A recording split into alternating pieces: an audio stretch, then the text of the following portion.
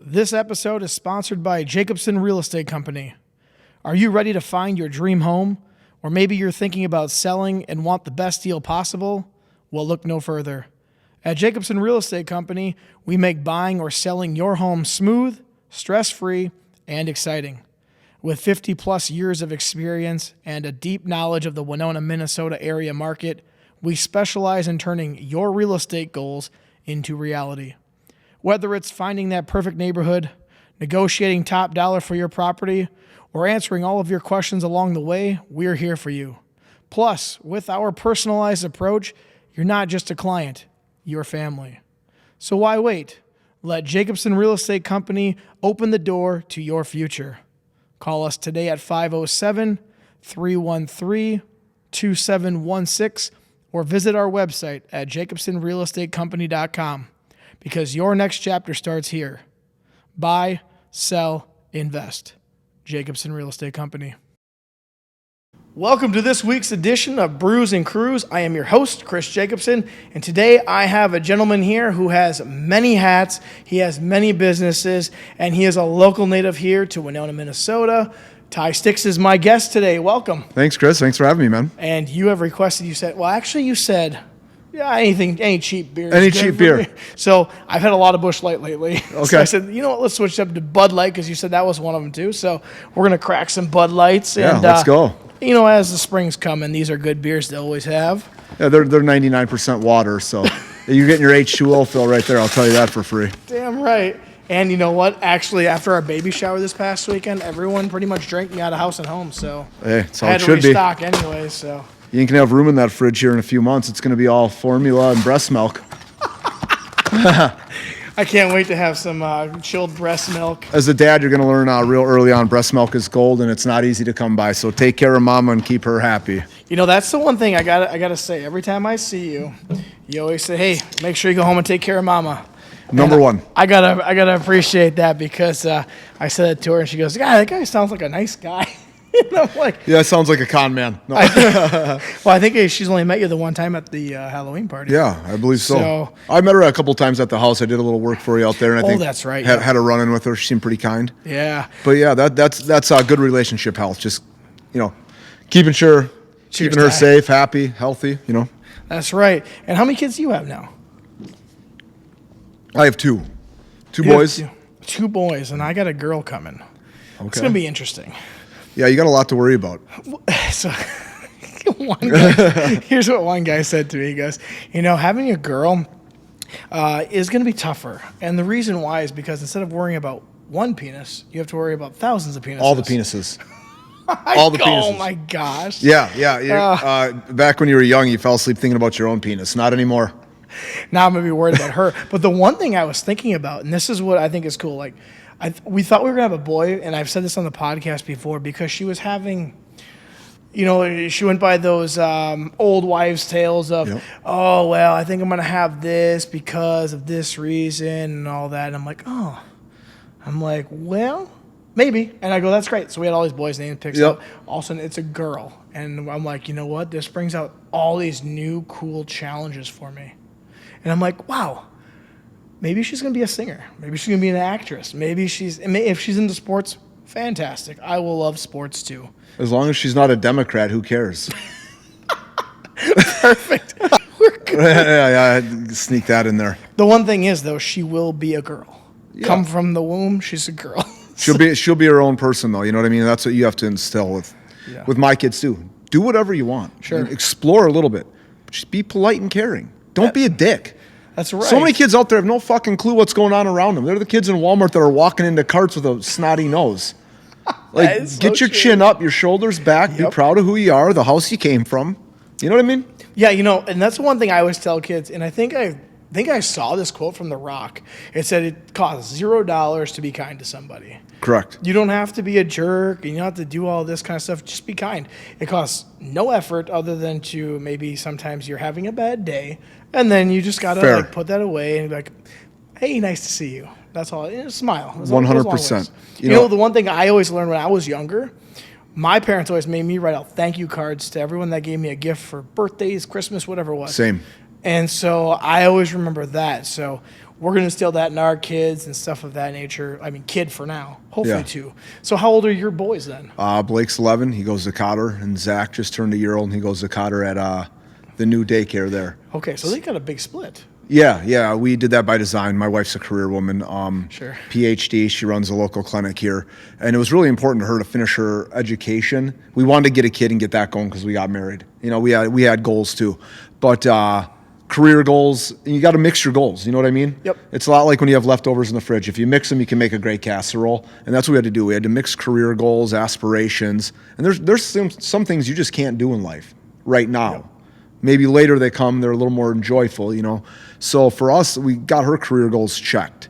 I got a few career goals, you know, a few personal things like building your house, stuff like that. Not stuff you have to do to have a baby. Right. Stuff we wanted to do to have our second baby. Sure. You know, and a lot of people get lost in like, well, I'm too broke to have a kid or I work too many hours. No, you're not. You got too many excuses. Fuck your excuses. Like, if you got what it takes to be a good parent, what the fuck are you waiting for? Sure. You know what I mean? If you're good at racing cars, go race cars. Yeah. You know what I mean? Don't wait to do something you're good at. Now, if you're a bag of shit, don't have kids. You know what I mean? Like, I'm just saying. Like, there's a lot of bags of shit out there with four kids hanging out of the back of the SUV unseatbelted. That's all right? true, yeah. For those people, I recommend that you never have babies. But there's a lot of people out there, have a couple kids, have 2, 3. Like, if you can have 2, 3, why can't you have 4 or 5? Sure. Keep doing good. Yep. You're making good humans. You know what I mean? So is 2 where you're maxing out at then? Yeah. Okay. Yeah. I'm 42. So okay. Well, you know, that's the thing is my wife and I, we were kind of on the same path of 2 was really all we ever wanted. And granted, we're going to be older parents. I'm 37, and so is she. Yep. So if we have a second one, it'll have to be sooner than later just because of the whole age thing. So that was where we want to max out as at 2, but we want to see how the first one goes. We want to take her on a vacation, and then we're thinking once the cruise is over, go for one more, hoping that it'll be a boy. So we have both ends of the spectrum, but we don't really care as long as they're healthy. Yeah, just don't hope, just send it. You know what I mean? That's right. Are you thinking Irish twins? What's that mean? Irish twins, it's where you have 2 within a year. So 3 months after, you'll drop the hammer and... Nope, and here's why. Because you like sleep and money? No, it's because of we want to go on a cruise. Okay. And so we couldn't go on a cruise this March because the policy on Royal Caribbean, at least, and it's probably all the companies, is if you're less than 5 months pregnant, you can go, and if you're more, you can't. And it's probably just because their facilities can't handle a childbirth, and you can't take a baby on that's less than 6 months old.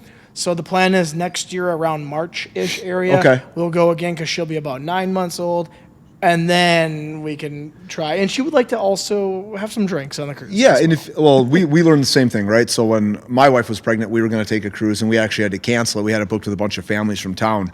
Because if your baby's born in that country or in those waters, it's a citizen of that country. Oh, joy. Yeah. So you thought kids were expensive before the international legal battle, you know? So, yeah, and that's something to where, again, take care of mama. Yep. You know what I mean? The stress, the altitude of the planes, don't need it. You know what I mean? What you need is a healthy mama, healthy baby. So. Well, we just had our baby shower, and she's got swimsuits now, so she's ready for the cruise. And all right. She's ready for the river as well. So that's great. Bless her heart. Me too. So do you mind sharing on any of the goals that your wife had between those? Because it was about 10 years, right? Yeah. Well, do you mind sharing any of those goals with? Well, yeah. So and then you too. She's a college woman, so she got her LPN, her RN, and then like her bachelor's, her master's, her PhD. And that's time consuming. Takes up a lot of her time. In the meantime, you know, she's going to school full time and she's working full time using the degree she has at the time. So her goals were to get all of her degrees, find, I don't want to say a career job, but what many would think is a career job. My wife's a very hungry individual, career motivated. But she landed that career job. She had that PhD, and I was like, all right. I was like, you told me we had to wait. It's time, you know. So for me, I was biting at the bit, right? Sure. I'm right now kind of guy. I want it now. I don't want to wait. Like, here, I got the money here. I got a ticket here. You know, I got a plate. Feed me. And that's how I approached it. But I had to respect her. Yep. I'll check some of her boxes. Okay, so we got her boxes checked. My boxes I can fill with Cheetos and I'm happy. You know what I mean? my boxes I can put a quart of 10W30 or some diesel in them. We're happy there. Sure. But, you know, just making sure we had a healthy balance there. And then we went into it and we're like, yep, okay, I think it's time for baby number 2. Within like a month we were pregnant, so it went smooth. Boy, just like we wanted. And yeah, I mean. So 2 boys was what you wanted then. That was what we wanted. And Okay. Zach, the youngest boy, he's a manimal. Yeah, he's a manimal. We got like a shark vacuum. He's a year old now. He'll go over to the shark vacuum, sit on it, hit the button, and he rides it around. I mean, it's awesome. It's like a vacuum rodeo. Sure. Was it like one of those robots? Yeah. Oh gosh. So we call him the Zacuum. Zacuum. That's great. Yeah, it's great. So I posted a video on our Instagram, the Northland Breaks Instagram, of him riding it around, and it's a pretty big hit. Yeah, he's adorable. He travels well. He's been on a few trips now. Good. I think we've flown him 4 or 5 times in the first year. Okay, that's a great question I have for you now that you said that. What's the key to flying a young child under 1? What's the key? Is there a key to it? Yeah, the key is patience and working together. Okay. So the first time when we flew with our son Blake, the plane didn't have a changing table, and they looked at us like, that's your problem. And I was like, how do planes not have changing tables? Like, what fucking year is it? They still got ashtrays, but they don't have a changing table? You know what I mean? So the last kid here was Zach. We've kind of found that the times have kind of come to where there's changing tables in planes and stuff like that. But the key is, you know, prepare for a nap when you get on the plane. Like, make sure the baby's tired. Try to, you know what I mean? Yeah. Make sure they're tired. Make sure they're fed. As soon as you get them on the plane, or make sure they're a little hungry. So you get them on the plane and you're taking off. If they are awake or they wake up, you give them that baba to pop their ears. You know what I mean? Because just like your ears pop, they don't know how to yawn or swallow or burp to get those ears to pop, right? So what do? You give them a baba. What's a baba? A bottle. Oh, a bottle. A baba. Okay. Come on, Dad. I'm not there yet. You got to 2 learn months the dad away. lingo, all right? Okay, a baba. Okay, so you get that bottle ready, and you know the baby wakes up. It's in distress. Its ears are going. Yep. Give that bottle. Throw it on mama's tit, whatever she feels comfortable with on the plane. But you got to get them swallowing to pop those ears because as we're chewing gum and yawning, whatever we got to do to pop our ears, they don't know that. Right. So it's your job to implement that and make sure it works. Oh, that was a great advice because now my wife's probably listening to this right now. Good. And so she's going to take that into consideration most likely. Yeah. So wear them out. Give them a baba when you're about to take off Yep. or when you are taking off, going up through the altitudes. Yeah, and if you know your baby naps at 9:45, Yeah. it would be advantageous to your family to book a flight at 9:30, right? Sure, Because now you're checked in. The baby's awake. You strolled them in. All right, baby's starting to fall asleep on mom or dad. Let's board the plane quietly. Let's get our stuff on there. Baby's sleeping for the takeoff. They wake up.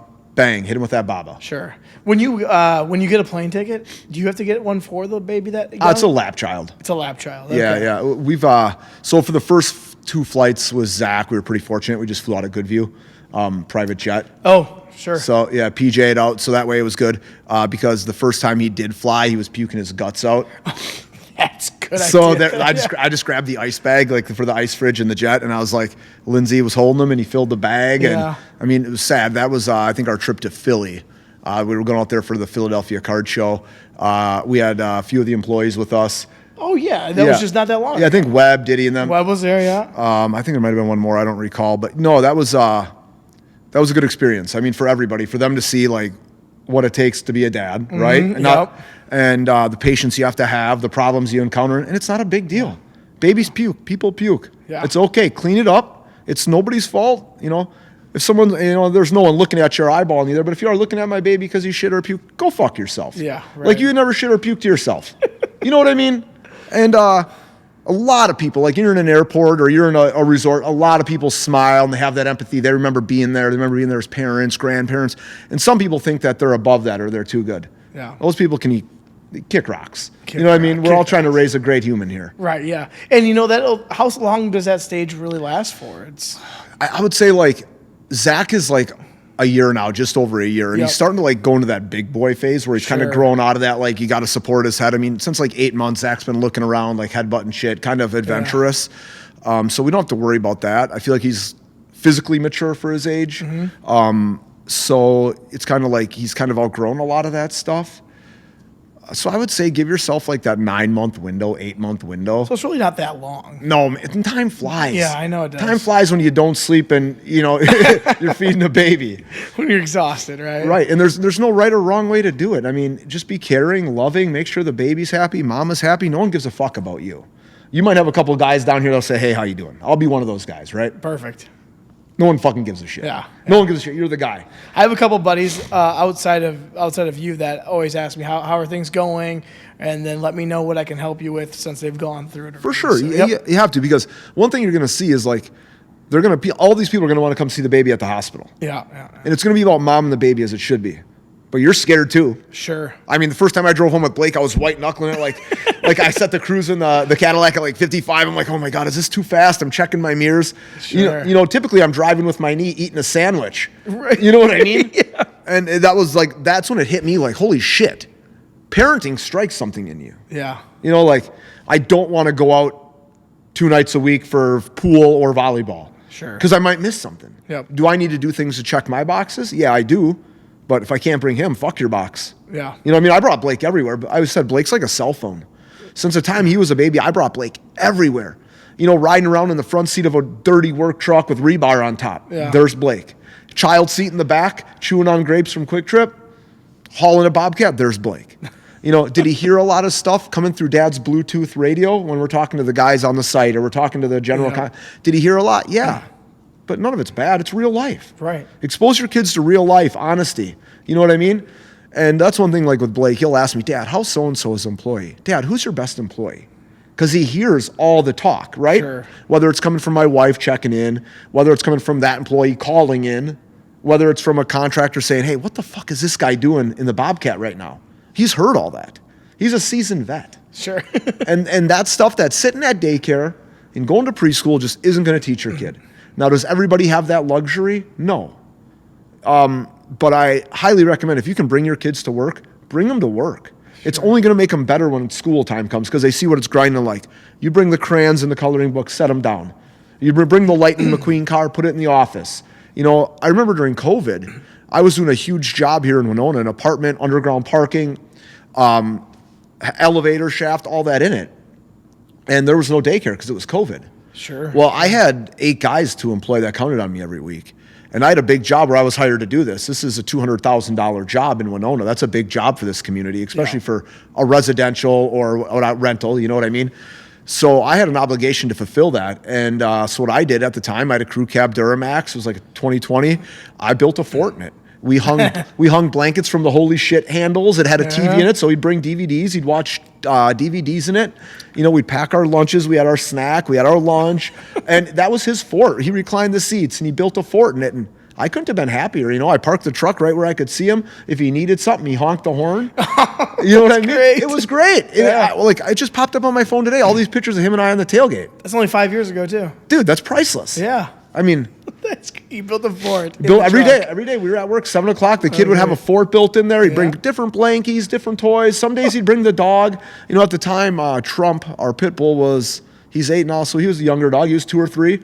He'd hang out in that truck all day eating food with the kid. Sure. So you can't go wrong, right? No. Were some days long for him, some days that I feel like I maybe needed to do more for him. Yeah, but I was checking in on him every 15, 20 minutes, work and come back, wave to him. He'd honk. He'd need something. I remember giving him piggyback rides through the mud so he could go take a poop in the porta shitter, Sure. You learn how to do that sometime. Yeah. I mean, one day he had to throw his underwear away. No, that's job site shit you can't teach anywhere else. You know what I mean? When you're throwing your underwear away in a porta shitter, now you're a man.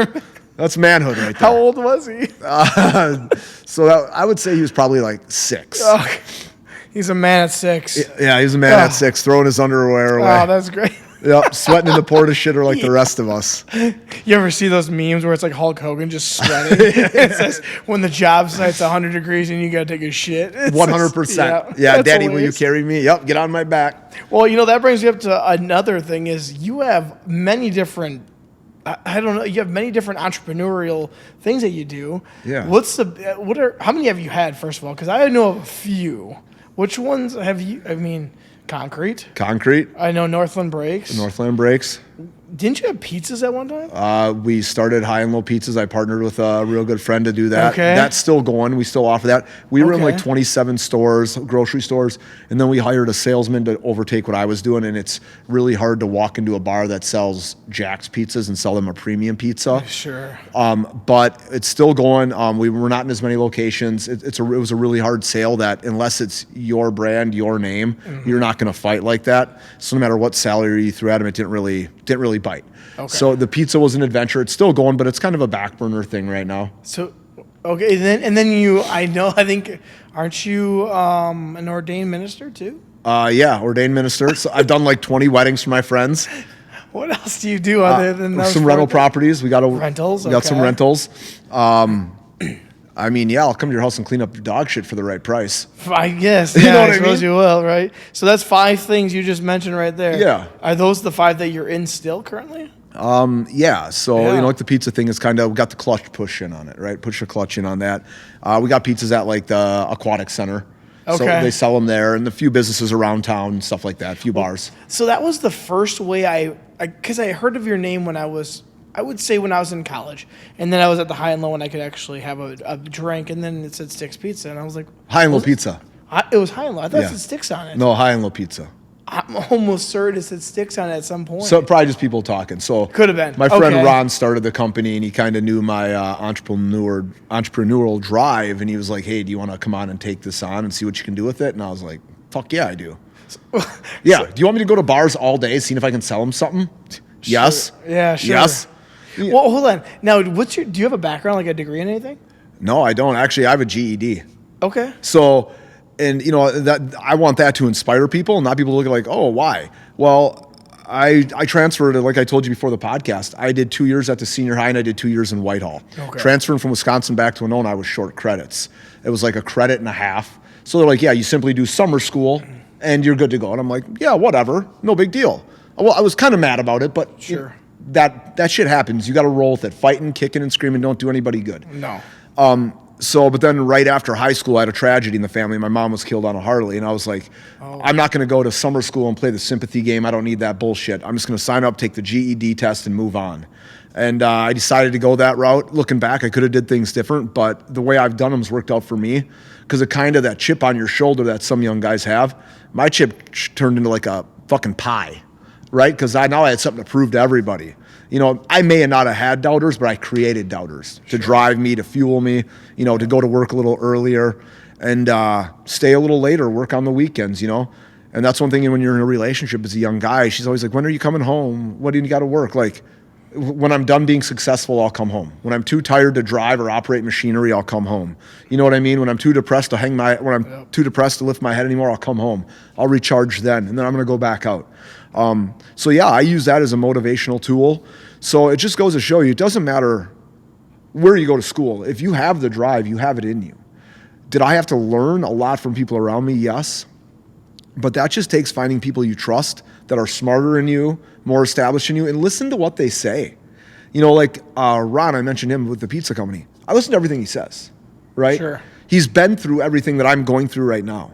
A lot like your dad. You're going through a lot of the stuff that he went through. For you not to listen to him and take his advice, you'd be foolish. Right. You know what I mean? If someone gives you a key that works for a lock, you're not going to sit there and try to pick the lock because you think it's a better way. Right. Use the fucking key and move on. Yeah. So I've kind of used those keys to success to kind of implement in my agenda and my goals what I want to do.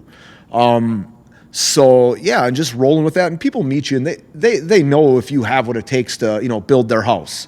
To do their walls, to, what I mean, to build their retaining walls, they know that. They know by meeting you, by your past. And so, yeah, I just kind of relied on my body of work, my personality, and my drive, Was there someone that you had as a mentor? I was referenced Ron a little bit, yeah. Can you say his last name? Ron Bloom. Ron Bloom? Okay. So you know him from town. Sure. Yep, he owns a realty company. He owns a few Yeah. other companies around town. But him and I really connected. He's kind of no nonsense, right to the point. And How'd you get to know him? sitting next to him at the High and Low bar. Selling pizzas. Well, he actually owned the bar at the time, and that's how it got Okay. going. And Yeah. I was sitting in there, and it was a funny story. I had just started my concrete company, and I was in there debating someone on a saw blade. And the guy's like, no, tell me else. I'm like, you're delusional. I'm like, I've been doing this for 10 years now. I use this blade every day. And Ron actually elbowed me and said, hey, He said, I got $500 saying you're right if you want to prove them wrong. Because I told him I'll go out and I'll make this cut and I'll show you the blade don't last. And I was like, and I knew him, he knew me, but I was like, wow, shows that he believes in what I'm saying. That gave me a lot of confidence, you know what I mean? And so him and I have always been close. That's awesome. Yeah. So then so the concrete company, you already had that previously. How'd you decide to get into concrete? So I worked for a local concrete company, Wallcheck Concrete. I worked for them for 10 years. Sure. Ty was my mom's best friend growing up. And after the accident, he's like, hey, maybe you want to come work for me? I'll watch out for you. I was like, yeah, whatever. You got a job for me? I'll come do it. And I like the allure of concrete. Concrete guys are badass, right? Like, they're the tough guys. They're the tan guys. They always have money. They always have a truck. Like, when I was 18 years old, perfect. That fit my demographic. You know what I mean? And you still got the trucks. Yeah. Yes. And I'm still a redneck all summer, sunburnt as can be. But that was something to where I could go out and I could outwork everyone on the job and prove myself today. Sure. I could show up before you tomorrow and I could do it again. And all this while, I'm picking up stuff from Ty, business sense, bidding jobs, communicating with customers, failures, right? These are all things you got to pick up on. And learning from like your boss's failures, because you're going to have them too. Right? To think that you're not going to fail when you're on your own business, you'd be delusional. So learn from their failures, kind of watch like, okay, that doesn't work. I'm getting paid by the hour right now. So I'll come back on Saturday and redo this. So I'm going to do it his way today. I'm going to learn that that's the wrong way. And then I'm going to kind of, come back and fix it when it needs to be done or stuff like that. And I always said, hey, I'm getting paid hourly. I'll be here as much as you want. Sure. So, I learned a lot. And then I decided to go out on my own. And I was really scared to tell him, and I called him to my house. I'm like, hey, text him, like, can we talk? And now that I've been on business, I've had a few guys text me, hey, can we talk? I know that means I'm going out on my own. Okay. You know what I mean? So I texted him, hey, can we talk? He came over and I'm like, I'm going to try this on my own. And he's like, well, are you ready? I'm like, are you ever ready? Are you ever ready to start your own business? Are you ever ready to take a chance and possibly fail? Fuck, I was born ready for that. Yeah. You know what I mean? I was born ready to take a chance. That is always the one thing. It's tough for people that, if you've never done it, you got to step out and say, okay, it's either sink or swim here. For real. There's no safety nets. For real. I was starting it. My wife wasn't my girlfriend at the time. I owned a house over on campus. And I was like, I got to try this. At the time, I had $300 in my savings. Holy shit. How'd you start a company with $300?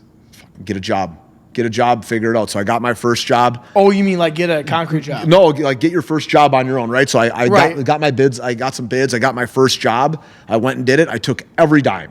Every dime, and I put it right back into the business. Because that $300 I had to use to buy forms and like nails and screws, shit like that when you're working for someone you don't have.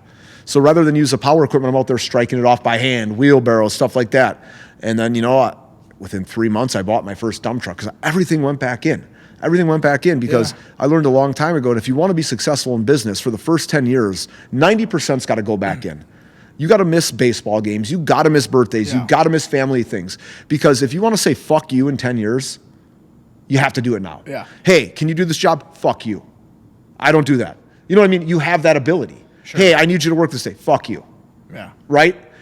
You don't do that a lot, but now I'm getting into the point where, and like where I'm sure you and your dad are, your businesses are, where if you do that business and you run it long enough, you have time for the things you want to do. You can take that cruise on the days you want to take it. You're not hostage to a bid or a change order or a closing, if you will. Sure. Okay? Yep. But if you don't sacrifice those first 10 years and you get, your bank account starts to grow, your equipment starts to grow, and you're like, well, I'm going to go out and do this. Yeah. Don't do that. Don't. And it's really hard. It's really hard when you don't have a partner, a CPA saying, no, do this, do this, do this. It's really hard to kind of cap what you do. Slow growth. You know what I mean? Slow growth, powerful growth, not taking out huge loans right away, paying cash for that first dump truck. I was really lucky because people in the community believed in me. So I was able to buy a Bobcat, basically like $500 down, pay me $400 a week, Ty. I know you're a good guy. This old man vouched for you. You're good. Really? Perfect. Yeah. Take a Bobcat off the lot. Go pick one for $500 today. Holy shit. That's small town right there. That's small town. Yeah. You know what I mean?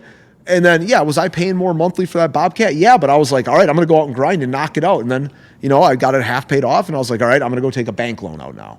And just slow growth, not trying to get too big for your britches, as the old boys say. You know what I mean? Yeah. Being humble. And it's hard sometimes. I mean, I'll be honest. You land a couple big jobs, and it's hard to be humble, especially, I grew up so poor, I couldn't fucking pay attention. You know what I mean? We were living in a trailer eating potato soup. Sure. So it wasn't like I came from some background where I knew how to manage money, where I knew how to run a business. There was none of that. You know what I mean? I was cold start. I learned the trades, I did that, but I didn't know shit about running a business. I knew how to like profit and loss, and that was about it. Yeah. You know, so there's going to be some learning curves. You know what I mean? Learn as you go. Yeah, you gotta. And you know, that's the one thing. It's like everything was a blank slate for you. You didn't have to follow anyone's rules. You just kind of did it as you saw fit for yourself. Real. Yeah, that's the awesome part. I find it so crazy that, I mean, you just like $300 in your pocket, and everyone always seems like they have a story like that became successful. As they go, I had this a very low amount of money, and then all of a sudden it's like, yeah, I just kept grinding. Like you said. And, you know, the one thing that you just struck me was you're like, hey, in 10 years, I'm going to be able to say, fuck you, you know, do whatever. And it's just a season in your life, as Dave Ramsey always says, just a season. And then all of a sudden, 10 years plus, it's really a good time. Those 10 years may have struggled. Yeah. But the 10 years and then some plus, you're going to have yourself a good time. Yeah, and there's some achievements that come along the way too. I mean, Christ, you know, everyone says, you know, I always want to be a millionaire. I want to make $1 million in a year. But when that happens, you're so busy you don't notice it and you don't have time to enjoy it. Right. Right? And if you're making $1 million in a year, you're busy. Yeah, you're busy. Forget about That's it. a lot of driveways. Yeah, that's a lot of fucking driveways. You know what I mean? That's pounding a lot of pins. But I think the thing for me was me and my wife, she was always going to school and grinding. Well, if you're at home doing homework or you're at work, I'm not going to go sit at home on my ass. I'm going to go work too. Right. So the fact that she was working full-time and a full-time student, that basically gave me the mindset as where I got to go as long as she goes.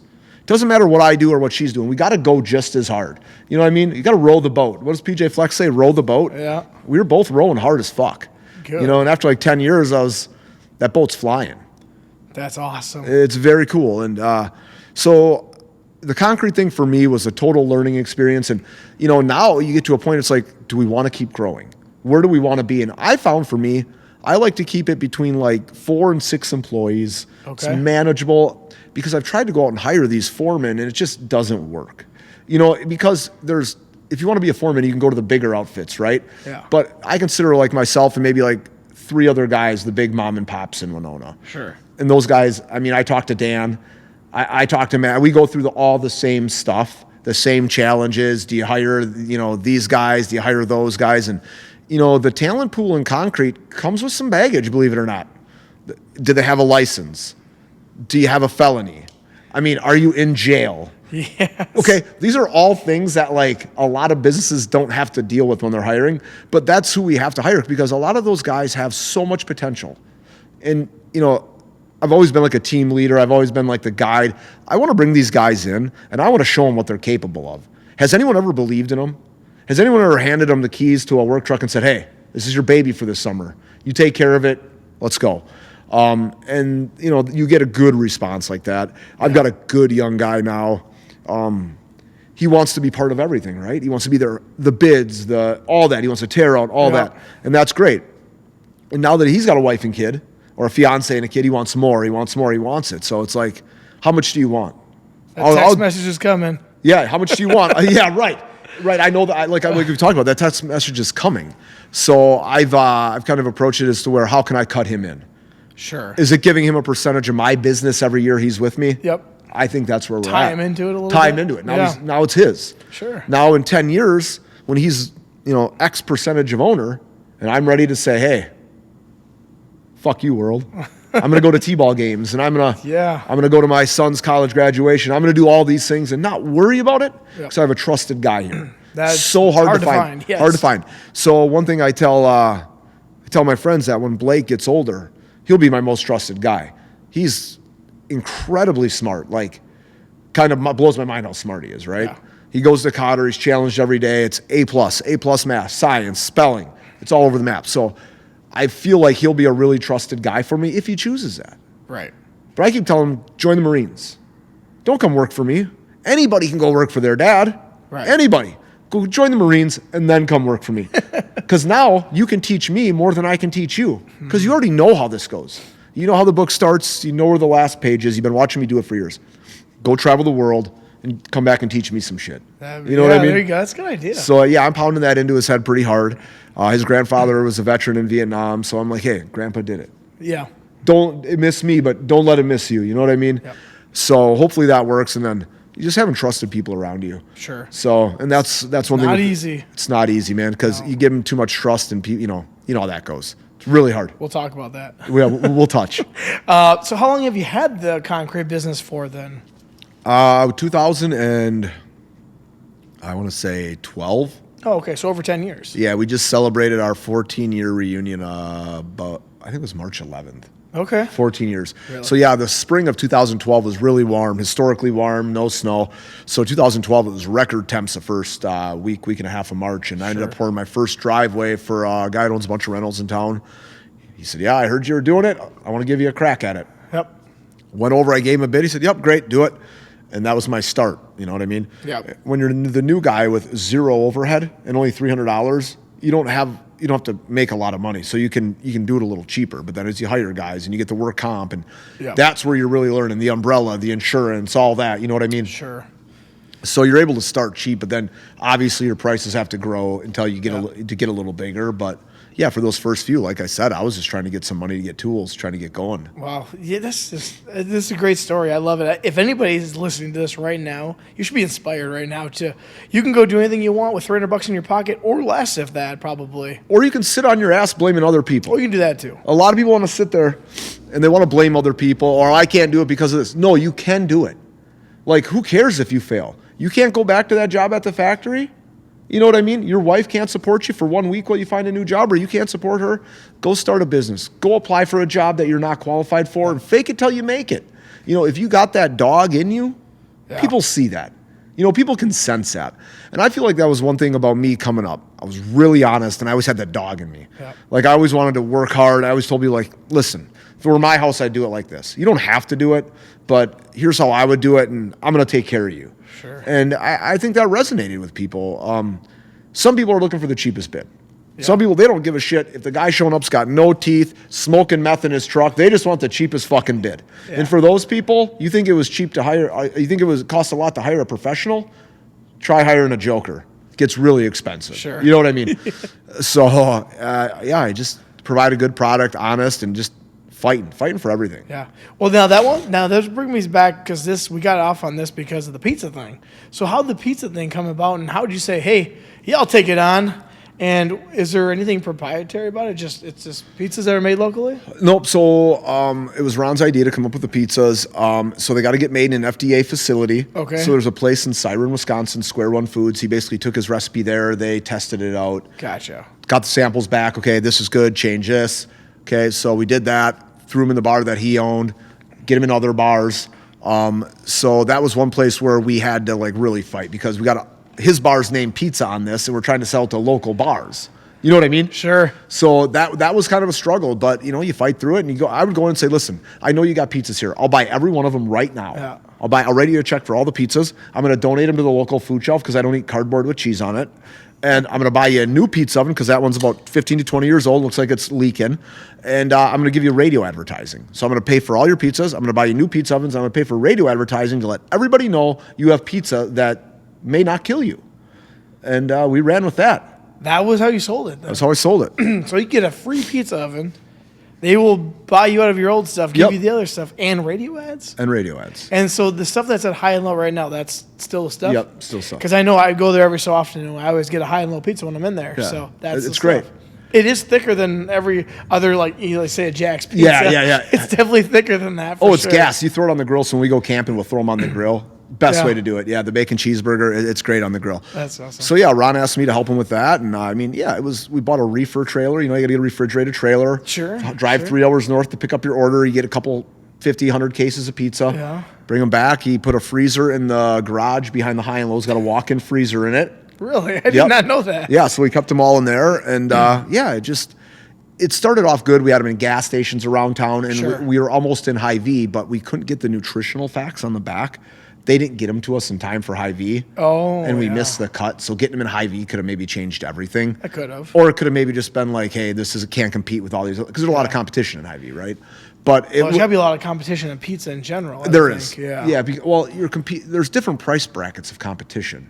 That's true. I mean, you got your Jacks, you got your DiGiorno, then I know there's Heggies in there. Heggies, you got these, and then you got Quick Trip too, who's like, when they're in your area, Quick Trip dominates every industry. Yeah, that's tough. That's a tough market. From creamer to chocolate milk to chicken strips, Quick Trip dominates. They have been lately in the last 5 years. God, bless their heart. I would work in construction. I've lived off a Quick Trip because you can go both routes. You can go healthy. You can get the parfait. You can get the apple. You know what I mean? You can. Or you can go hotspot and just say, you know what, Daddy's gonna live today. I'm gonna get some fried chicken and I'm gonna get a sandwich. That's the new K Cafe since Kmart's gone. For sure. K Cafe had the best Philly cheesesteak in the world. Like Kmart? Yeah, Kmart it did. Yeah, true story. Yeah, I used to work at Kmart. I used to stock shelves. In the I summer. used to work at Kmart too in high school. Really? Oh, well, that was a little bit further back for me because I was there 2010. I want to say I come back and I load trucks. Okay, and I would have been 2020. Oh, what 2020? Yeah, or 2000. Excuse me. Okay, I was gonna say, holy shit, you're older than me. Yeah, a little rollback. Yeah, concrete wasn't doing so good, so I unloaded K trucks. Cafe, who had a calling. Yeah. So I get those. Their food would come in too, and it was just this giant brick of macaroni and cheese frozen. I'm Let's go. That can't be healthy. No, they had a really good Philly cheesesteak in the K Really? Cafe. Yeah. Gosh. I worked there because my senior year in high school, I lived on my own. Okay. So when I moved back, I worked for my dad's family business over in Whitehall.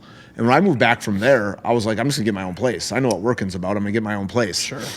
So I did that. I got my own place I had an apartment right by the high school, and I'd walk to work every day, walk to school. It was good to go. Oh yeah, right there, high school and K Cafe were right next to each Yeah, other. it was right there. So yeah, That's awesome. It was awesome. So what was a challenge for you for selling pizzas?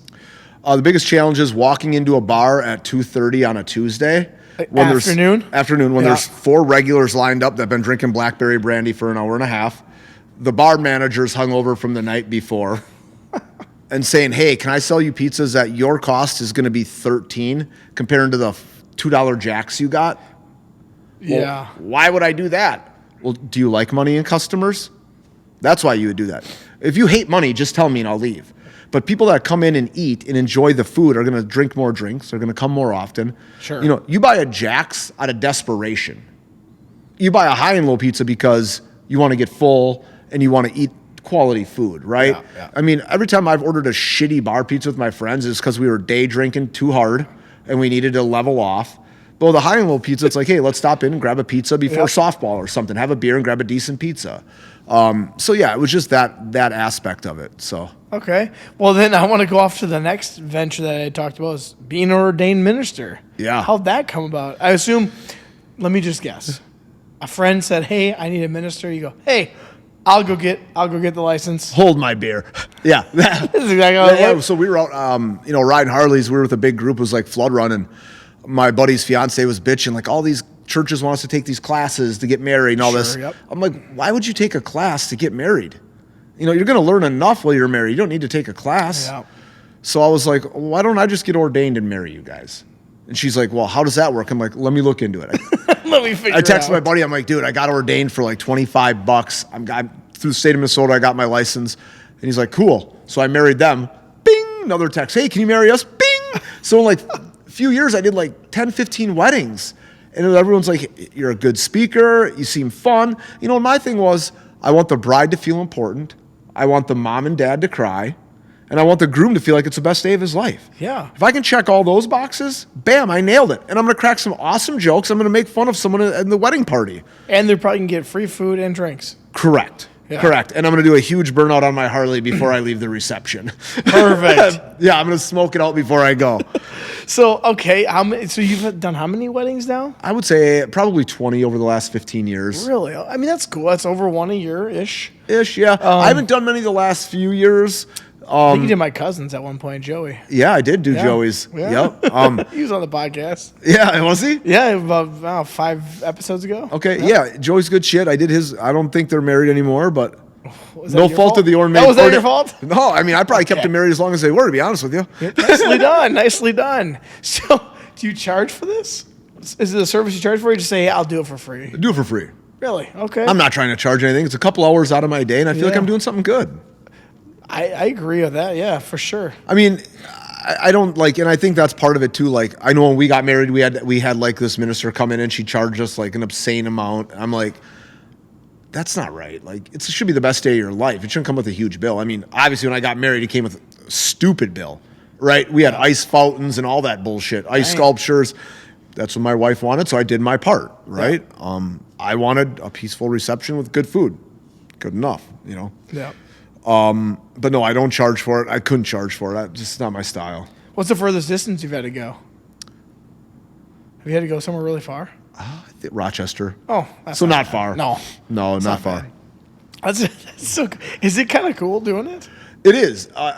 It's a different kind of nervous, like, because this is like they're gonna remember this day forever. Yes.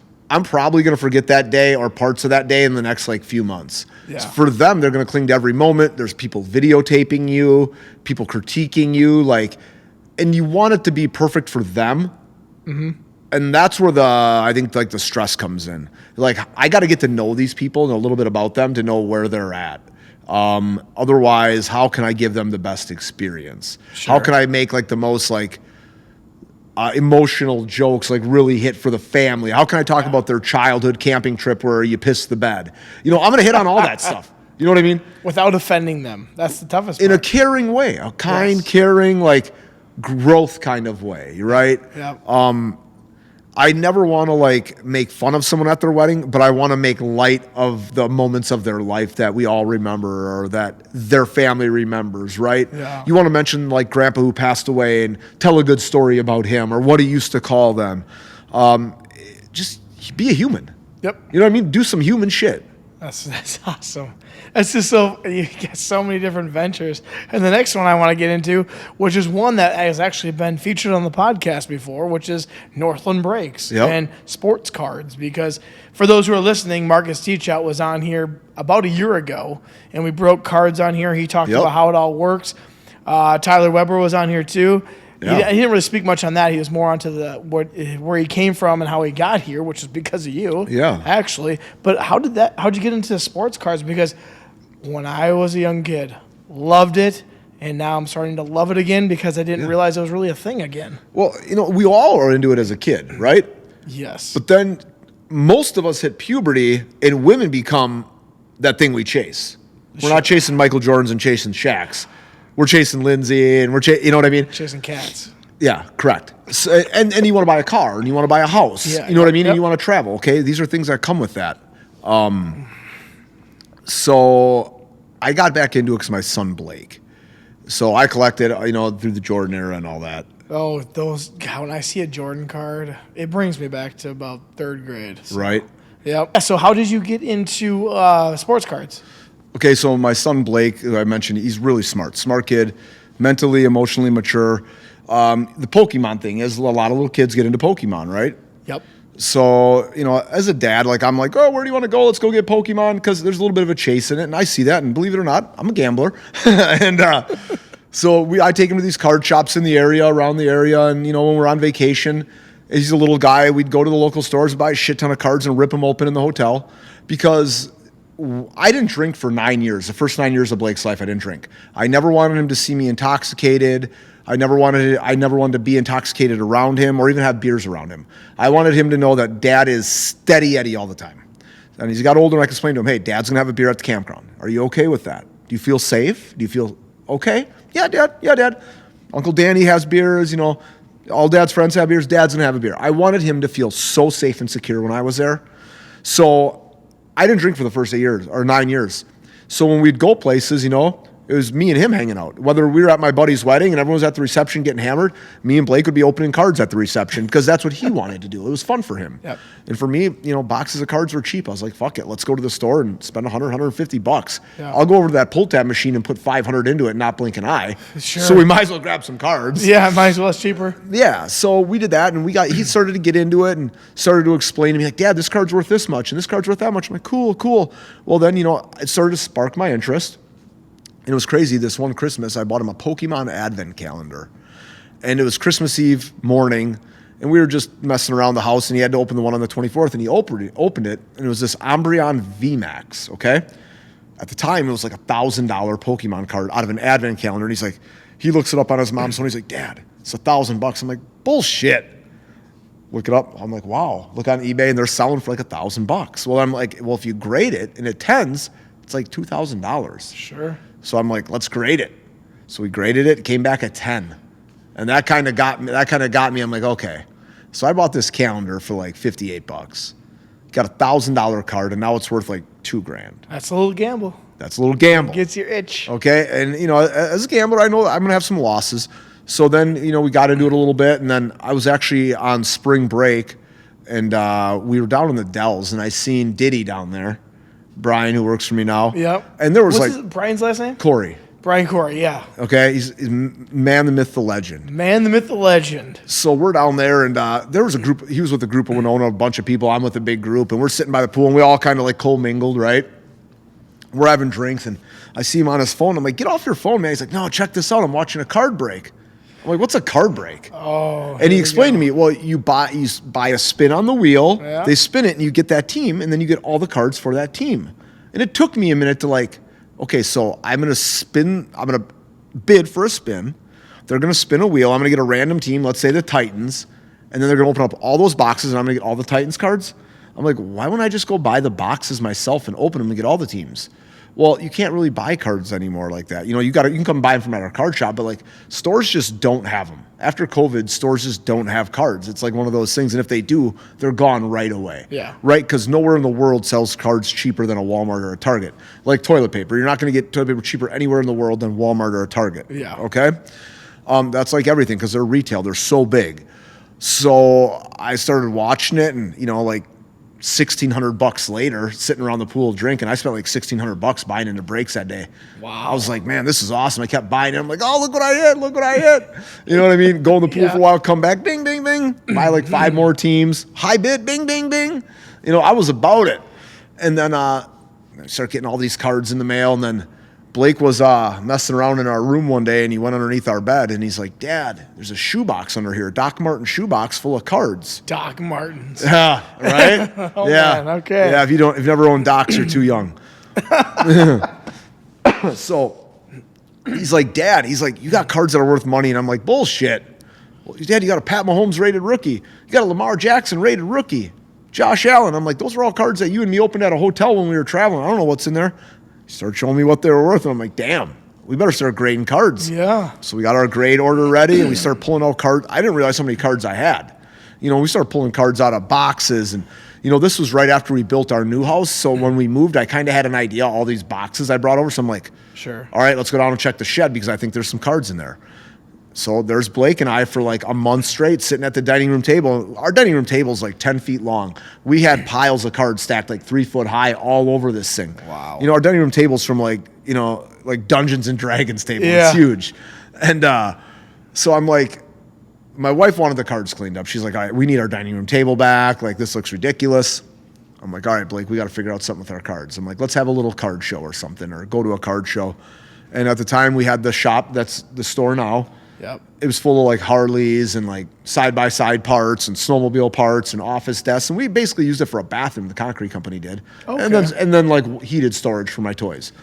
And I'm like, we could turn that into a store. Let's just clear it out, and we'll put some tables up, and we'll, like, on the weekends, we'll sell like our shitty little cards. And if anyone else wants to come set up a table, they can sell their cards too. So I got down there and I ripped out the carpet, and we got all the motorcycles out. And, meanwhile I'm doing this, I'm listing like Harley parts left and right, like exhaust, windshield, like basically like you can rebuild your stock bike, you know what I mean? Because when you buy a bike, it's like gut it. So we're selling all those parts. I'm like, I'll just put all this money back into the card company or whatever. And after about a week down there cleaning it out, I'm like, you know what? I'm like, we're going all in. I told my wife, I'm like, yeah. I'm like, babe, I'm going to spend like 10 grand just starting this card company. She's like, oh yeah, whatever. I don't care what you do. That's not bad. Right. Well, 100 grand later, the store opened. Oh, never mind. You know what I mean? 100 grand later. So it's like, I was like, because you just keep going. I'm like, flooring, windows, doors, advertising, signage, T-shirts, brake mats, stands. Yep. Like, what are all the people that are doing it right doing? We need to do that. Yeah. The computers, the tablets, all that stuff that goes into it. Okay, now we got to find wholesale. And, I think after about 7 weeks down there, Kirkby and I, who I co-own Big River Contracting with him. And he's the bread and butter behind that. I just helped him get going and really appreciative for everything he does. We got this done in like 6 or 7 weeks, and the store's done. So I'm like, I got to hire people to work here. So I hired a couple of guys from out of town that knew about breaking. Turned out to be complete losers. Like and that's one thing in the card business. There are huge losers, right? Like I can only imagine. Mom's basement, sweaty, greasy hair, $40 card priced for $200. And I was like, that's no way to do business. So we started to get the business plan around it, started to build it, started to go. And I'm like, we got to start breaking.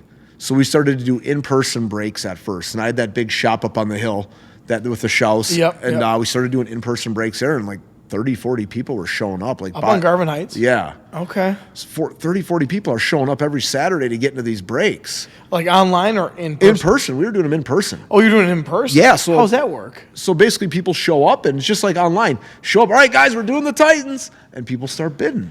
No shit. And Chris, I got 10, 20, 25, 30.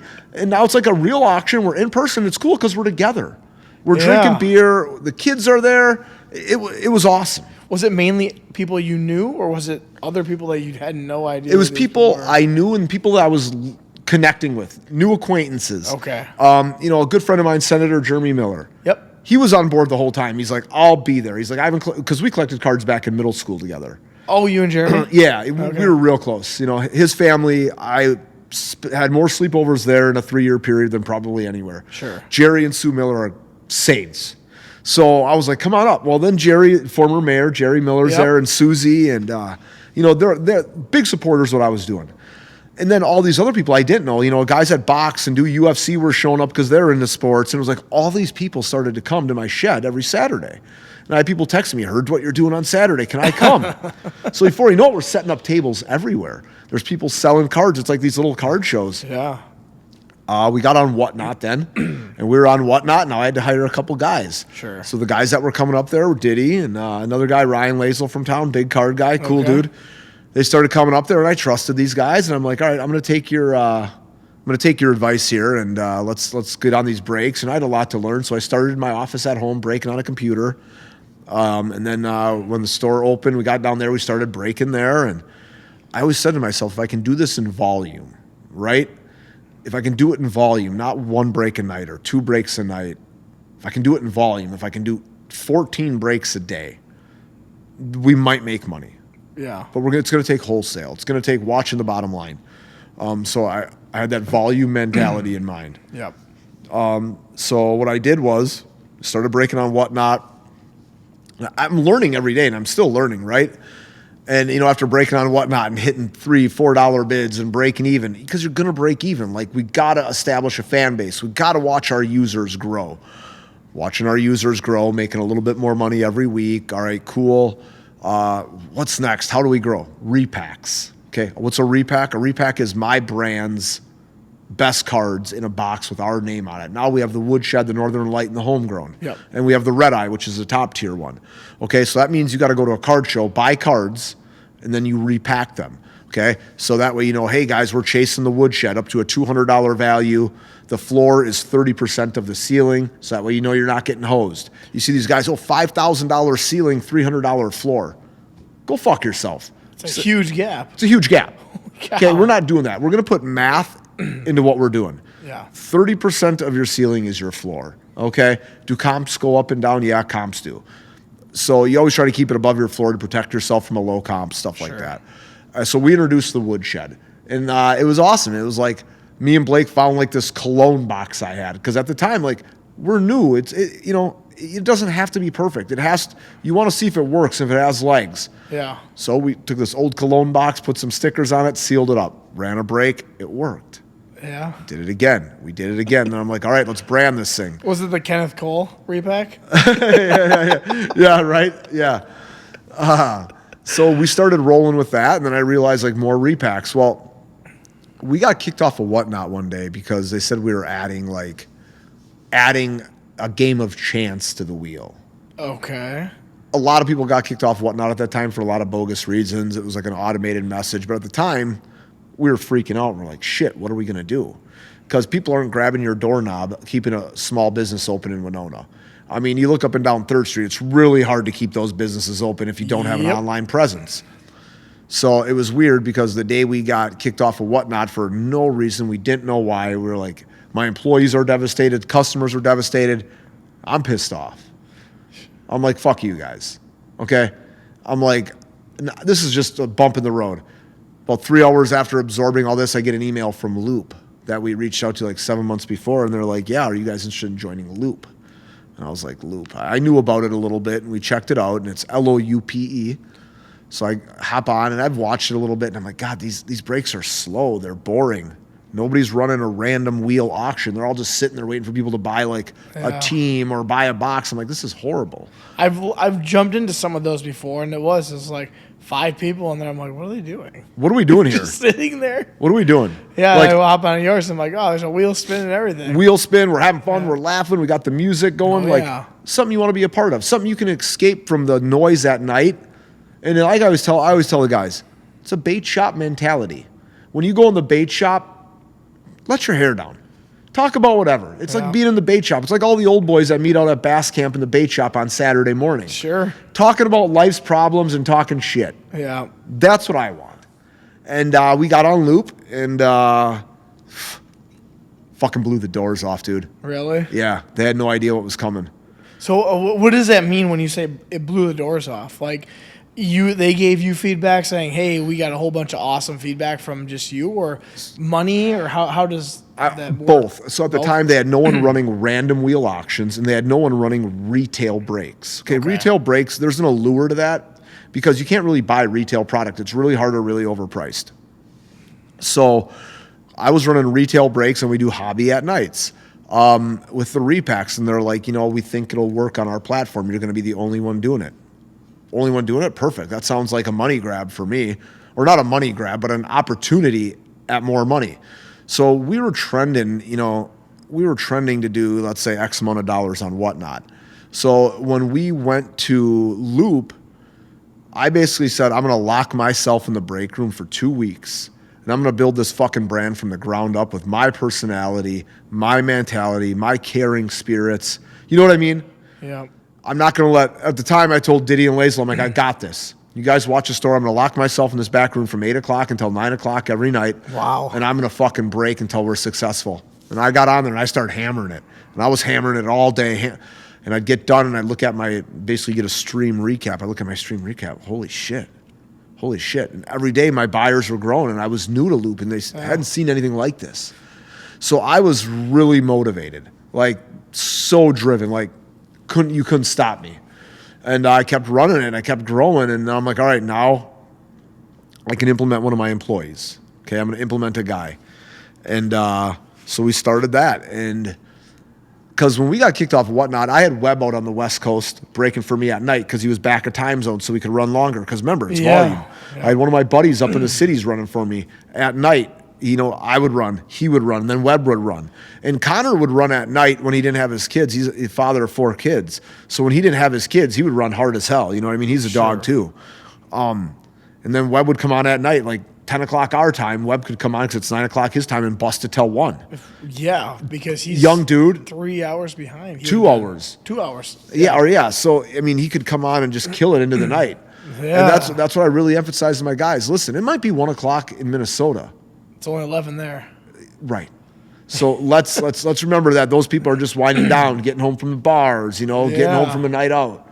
Or they can't sleep and they're bored. They need some camaraderie, Sure, Let's be there for them.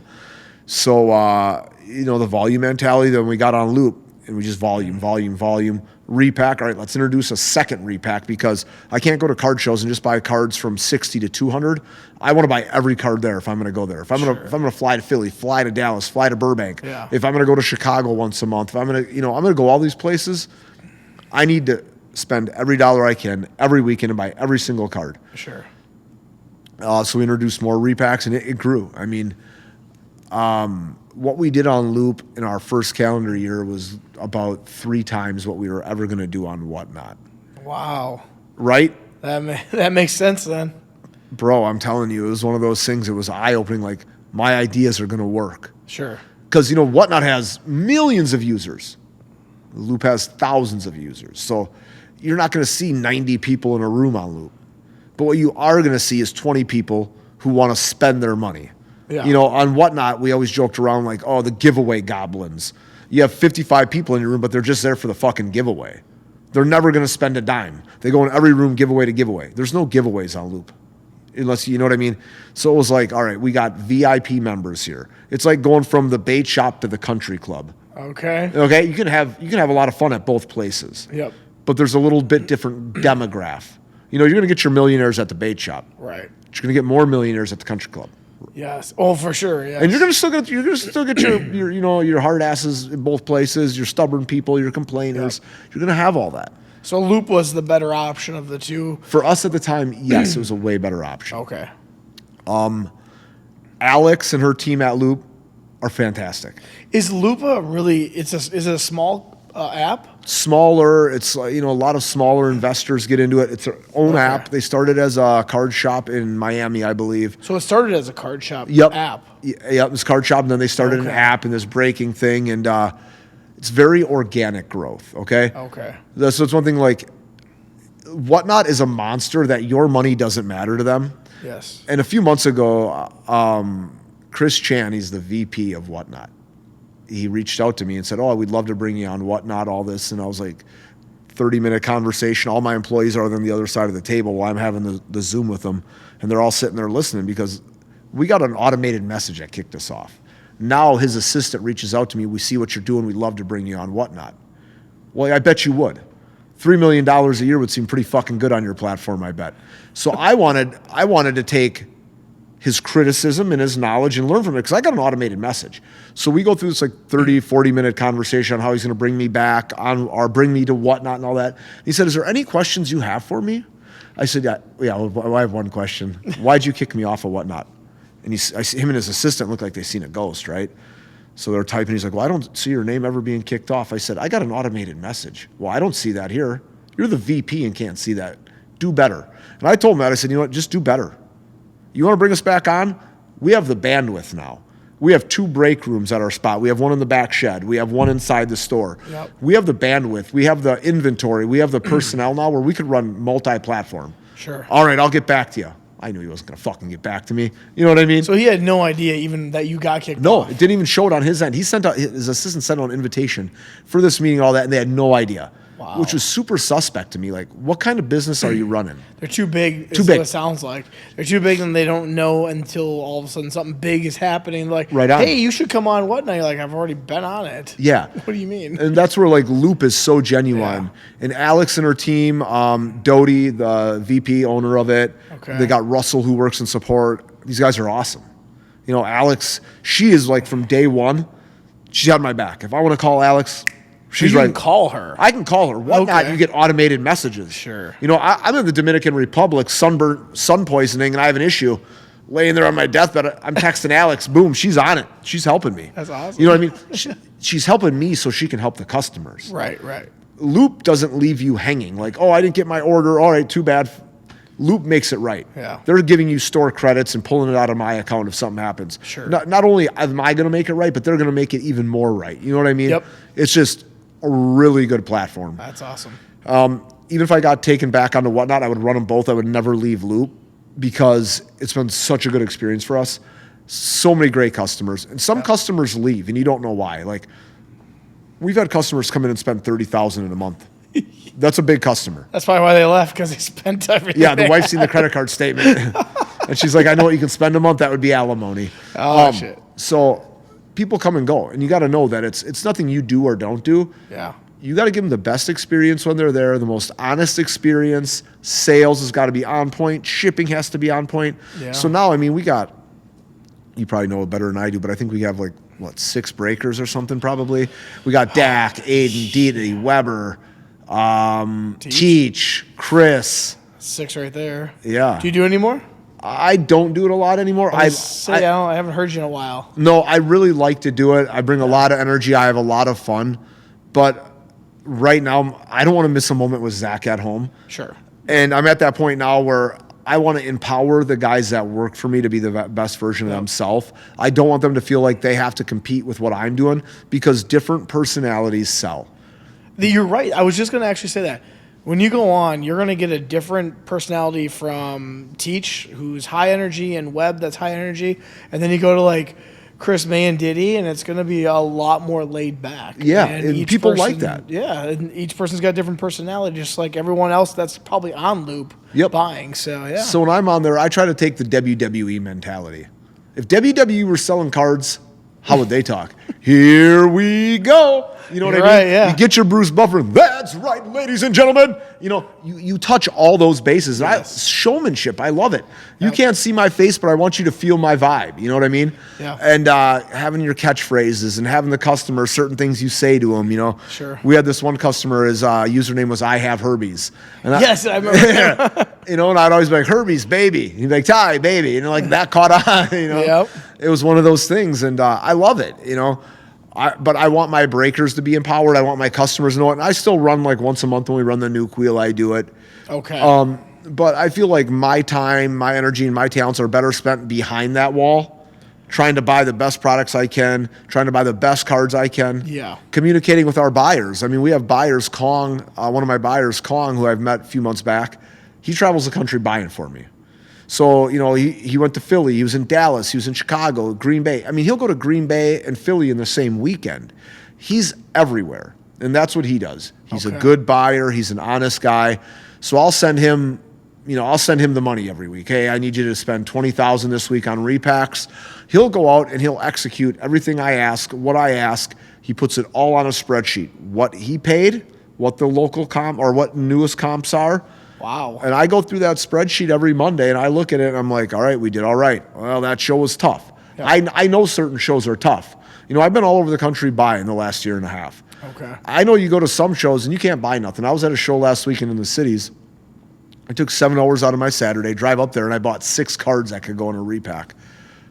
Kicking the seeds, man. Yeah. You go up there with a case full of money, ready to buy, and you come home, and I'm like, the best thing I bought today was Chick-fil-A.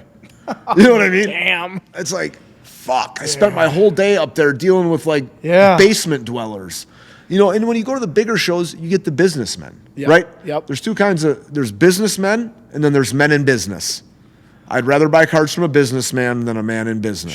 Sure. Because, listen, if you take a loss on these 5 cards, it's not the end of the world because you bring those funds back in to flip it. It's just like real estate. Sometimes you buy a rental property, you're like, this thing is dog shit. I need to get rid of it. I'm going to sell it for $5,000 less just to get out from underneath this thing. Now I have my money or my equity back. Let's put it in a moneymaker. Let's try something else. People that live in their mom's basement that sell cards at card shows, that carry the same cards in and out of card shows every weekend are hard to do business with. Last week, for example, this guy had maybe like 150 Vikings cards. I'm like, I'll buy every one of them. I'm like, let's figure out what comps are. I'm going to make you an offer. I'll buy every one of them. Sure. Well, card that last sold for $66, he has priced at $150. I'm like, dude, how much dope do you smoke? No one in the world's going to pay. Well, I just bought it in Dallas a couple of weeks ago. I think I'm going to hold on to it. Well, the longer you hold on to it, your annual ROI just drops. Yeah. You know, if you make 10% on it a day, amortized over a year, you're going to start looking like you're making money. You know what I mean? Your percentages are going to look good. That guy has no fucking clue about business. Sure. He buys cards, tries to nickel and dime people, makes them feel good to carry his cards in and out to the show. Yep. Go ahead. I ain't got time for that. So I imagine with all of these, like you said, you went from just growing out of a garage with you and your son and some people coming around locally to bid on cards in person, which is even funnier, to now you have employees. You're talking thousands, if not millions of dollars worth of cards.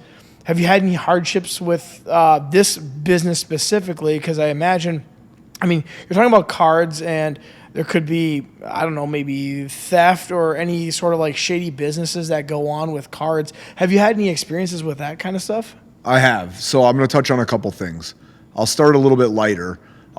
There's a lot of shadiness in breaking. As I mentioned, like the repacks, $5,000 ceiling, $300 floor. That's a huge gap. Like you always see these stories on like Instagram or YouTube, like breakers, like stealing cards, swapping cards. I have 0 cards in my collection.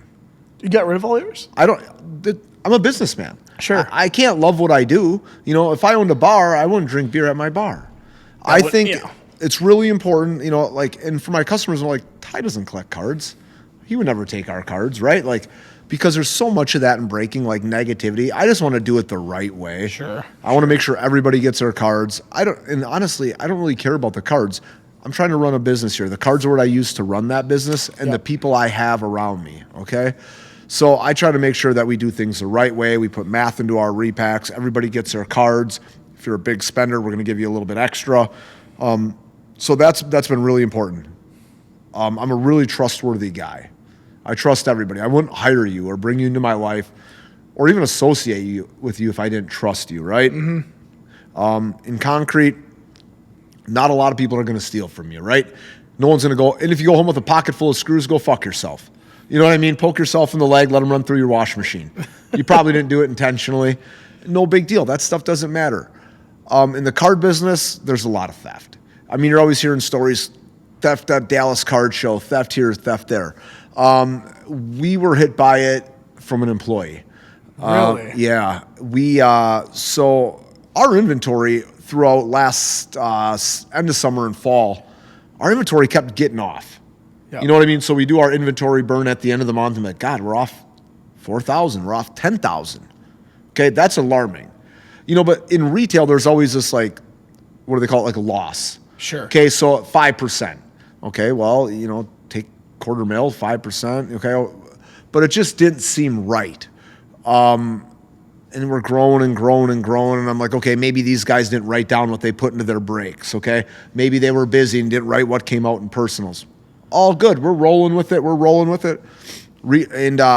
looking back. I'm like, God, we're just every month we're growing off. And Ron, he's like, dude, he's like, are you fucking blind? He's like, that shit is walking out of your store. And I'm like, no, it's not walking out of my store. He's like, either it's walking out of your store or you don't know how to fucking count. And I'm like, well, I can count. Yeah. You know what I mean? So, you know, I didn't really think too much of it. Trying to figure out where I was going wrong. Beating the bush, it was killing me. Like, where am I going wrong? Where am I bleeding all this? Where are we hemorrhaging money like this? Yeah. So we're going along, and one day Webb's breaking, and I'm on my way. I got my truck full of 11-year-old boys, taking them to the holiday basketball tournament at Winona State. You know, we're rolling down the road, and I'm like, God, why isn't the alarm at the store set? So I pull up the security cameras at the stoplight, and I don't see Webb there. But I do see a former employee that we let go for opening product at cost on the clock. Okay, so he was on camera opening product that he hadn't yet paid for, open it, and then would pay for it on the register at cost. Gotcha. So we had to let him go for that, right? Sure. No hard feelings, just here's how it is. It's only business. So we had to let him go for that. He would still come in the store time to time to buy a pack or see the guys. Yep. I didn't really think anything of it. I wouldn't probably go hang out somewhere where I got fired. Just me. But I didn't think anything of it. Whatever. Young kids. I feel weird, I guess. Yeah, young kids are different. You know what I mean? Yeah. He's in there talking to the guys. Well, so that night I checked the cameras. I don't see Webb there, but I see this former employee who we let go there. So I text Webb. I'm like, where are you at? He's like, oh, I ran to the store to get something to eat before my next shift. Sure. He's like, I left so-and-so there to watch the store for me after hours. He said, we're all locked up. I'm like, okay. So I checked the camera, and there he is, filling a box, walking it out to his vehicle. And I'm like, call him right away. And I said, what did you just put in that box? Oh, I bought some supplies. Well, the whole store is digital. I can look on the square. He didn't buy shit. Yeah. I said, the box was overflowing with cards. I have a 4K camera. I seen everything. No. I said, listen, I'll be at your house in about 15 minutes to beat your teeth in. I said, if you think I give a shit, you're the most mistaken fool in this town. I said, I'll be there in 15 minutes. No, I didn't take anything, blah, blah, blah. I said, I will be at your house in 15 minutes. Webb gets back to the store. I'm like, Webb, lock the doors. Don't let him leave, right? I'm thinking in my head, I'm taking this dude hostage. He ain't leaving my store unless it's in a bag. I fought too hard to get where I'm at. Right. You know, this is me. This is everything. This is like my future. I have other things going on, but right now this is really important to me. So he ends up admitting to Webb. Webb's atmosphere. He's like, I took it. I'll go to my house and bring it back. All right, you better go to your house and bring it back. So he brings it back, and he brings half of it back. Damn. I said, Webb, stack everything in the box and take a picture. I go, dude, that box was overflowing with shit when you left. You think I'm stupid? You think the video lies? Like, videos don't lie. So he, all right, I'll go get the rest of it. I said, all right, go get the rest of it. As soon as he brought the rest of it back, I called the cops. Boom, he gets arrested. Because it was over like $1,500, just that box. The box that was overflowing? Or Yeah, the just box the one he was- brought back? No, like what he brought back, he stole like $1,500 right there. Wow. So then, like, I'm like, shit, we're dealing with that, the police report, and then, you know, this was right before this was December 28th. So then Just the next after Christmas? Yeah, the next day in the store, Chris is like, I thought it was weird when I came in the store and the back door wasn't locked. I'm like, the back door wasn't locked? And I started thinking, I'm like, wait, Christmas Eve, I was getting Zach ready for dinner, and the alarm company called and said we had an alarm going off. I thought it was Chris or one of those guys just going down to the store, grabbing something for at home for the family, you know what I mean? Because Sure. the employees would go and buy something. It was Christmas Eve, right? Yep. I'm family, I'm giving mode. So I'm like, shit. I look at my video from Christmas Eve, and here this dude is showing up. We had a hidden key outside. Okay, we have a big industrial property. There was one Yes, key hidden yes. outside. A couple of the guys knew about it. He must have caught wind of it. Again, I trust everybody who works for me. That key's there because if you forget your key, whatever, you can still lock up at night. If you show up in the morning, forgot your key, you can still unlock. Right. Yep. So check it out. He rolls up Christmas Eve, uses that key, goes in. He's nervous as hell. He brings his own box. Okay? Yeah. So this is 4 days prior to the first theft. Brings his own box, fills it up. Hobby boxes, retail boxes. Hobby boxes. Loading them up. So explain to everyone what a hobby box is compared to just regular old, you know. So retail boxes are what you can go into like your Walmart, CVS, Target and buy. Yep. Okay. Okay. The ceiling's right here. You know, you can still get your downtowns and your kabooms. But on average, the ceiling's a little bit lower. On hobby boxes, you're getting more autos, more numbered cards, and the ceiling's a little bit higher. These hobby boxes go from between like $300 to $2,000. Okay. As where retail boxes are going to roll between like $25 and $100. Okay. So he's rolling out with those. Yeah, you're talking about like a $5,000 box he stole Christmas Eve, $5,000 worth of shit. Whoa. Yeah, right. You know, as I'm at home thinking about what am I going to give my guys for Christmas bonuses, you know, Yeah. what can I do for my brand? He's robbing us blind.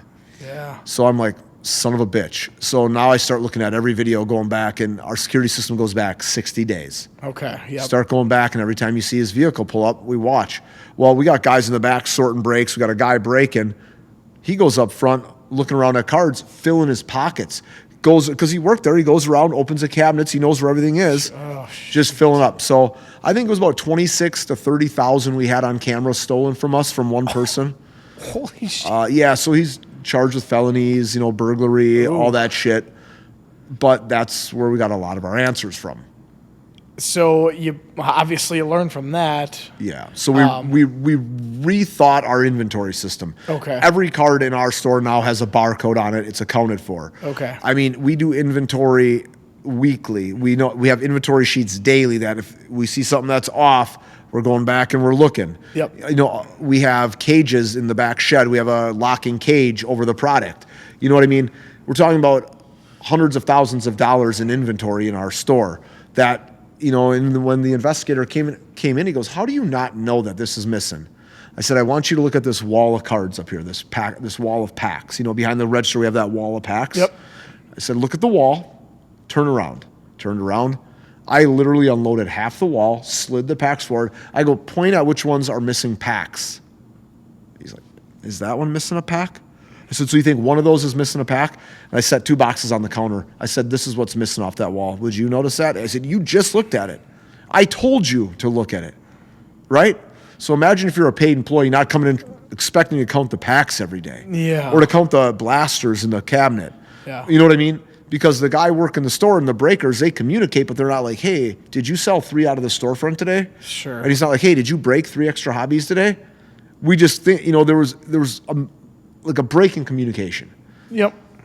So now we have an inventory sheet that communicates both digitally.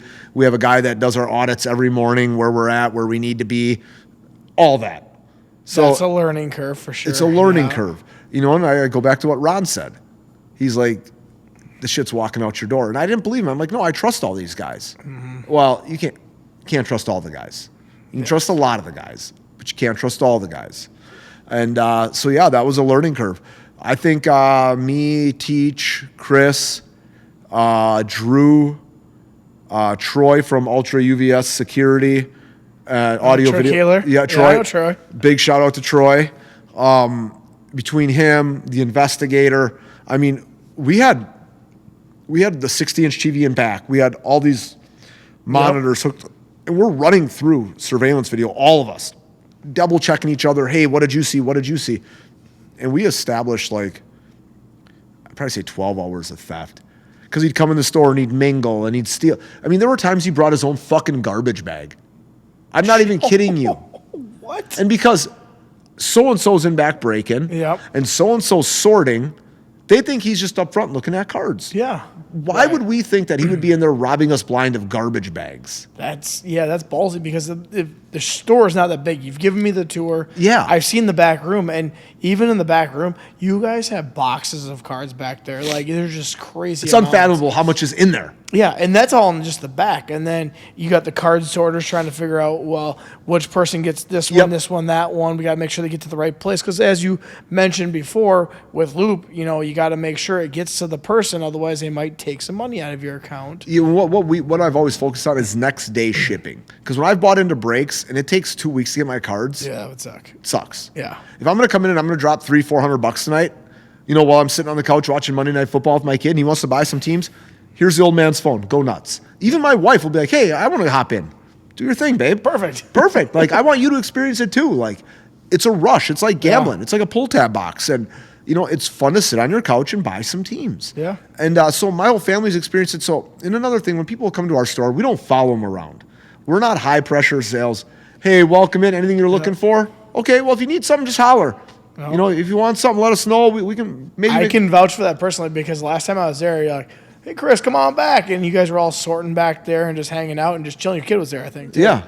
And I just sat down. I was like, oh, what's going on, guys? And Teach was sorting. I think Nib was sorting. Your kid was doing something. I think probably sorting, too. Yeah. And I just sat down and hung out. So it's almost like a little community area. Yeah, it is. So you're not sitting there. Yeah, I get it. You're not watching everyone's every move. No. So, and if you're that trustworthy person, it could go right underneath your nose and go out. And, it did. But that's a learning curve. And now you learned it was an expensive one, but you figured out, hey, here's what we got to do now. And now your inventory system sounds like it's way better. Yeah, and it's working really good. It is. And coming into this employee was the valedictorian. They were homecoming king, big volunteer with a lot of good places. Why would you not trust that person? What would lead you to believe to not trust that person? Right. But you know what? People that are that smart think they're smarter than you or I. And that's the gift and the curse, right? Sure. You want to hire smart people, but you don't want them to think they can outsmart you and deviate from you. And I felt like that's where he was. Yep. Was it a low point in his life? Yeah, as a 19-year-old, no one's ever going to want to hire this kid. You stole $30,000 from your employee that's on video, plus the 5 months before that while their inventory was going off. And we're in a small town. So once the name comes out, people will know this person. A felony's going to follow you.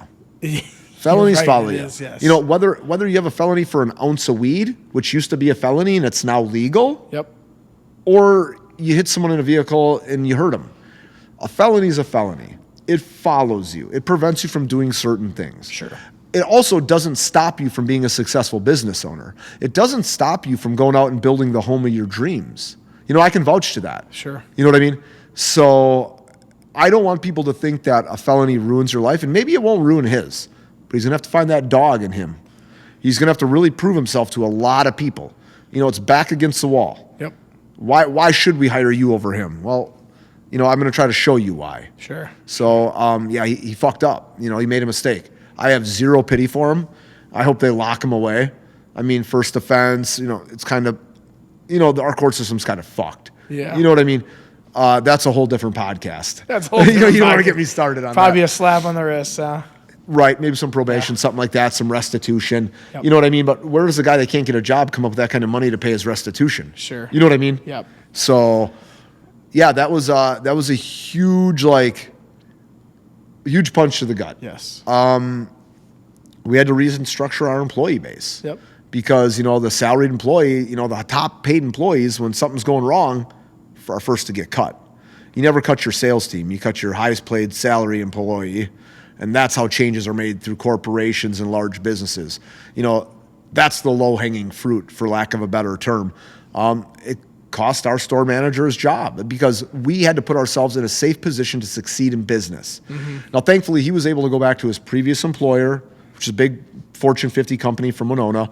And he was able to get that job back and be successful and all that. And I was super supportive. It was super sad for me to have to do that. Yeah. But you got to protect the brand.